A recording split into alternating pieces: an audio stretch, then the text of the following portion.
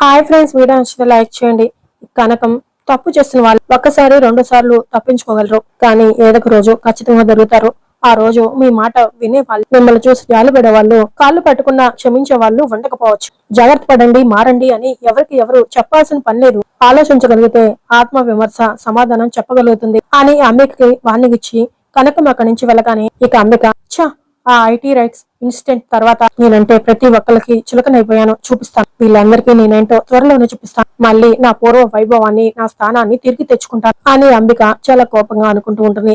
ఇక తర్వాత కనకం ప్రకాష్ తనకి ఫోన్ చేసి జరిగే విహారీ పెళ్లికి మీ నాన్నని తీసుకురావడానికి వెళ్తున్నా, మీ నాన్నకు కూడా హైదరాబాద్ కి ఫ్లైట్ టికెట్ బుక్ చేశాను అని చెప్తూ బ్లాక్ మెయిల్ చేస్తున్న విషయాన్ని తలుచుకుంటూ వెంటనే నాన్న వాళ్ళని రాజీ గుడికి తీసుకెళ్లిందో లేదో అని వెంటనే కనకం రాజుకి ఫోన్ చేసి నాన్న వాళ్ళని గుడికి తీసుకెళ్లేవా లేదా అని అడుగుతూ ఉంటుంది. తీసుకువెళ్ళానే, ఇప్పుడు ఇక్కడే ఉన్నాం అని రాజు చెప్పడం కనకం రిలాక్స్ అవుతూ సరే నేను మళ్ళీ ఫోన్ చేసే వరకు నాన్నని అమ్మని ఎలాగైనా అక్కడే ఉంచు సరేనా అని చెప్తూ ఉంటుంది.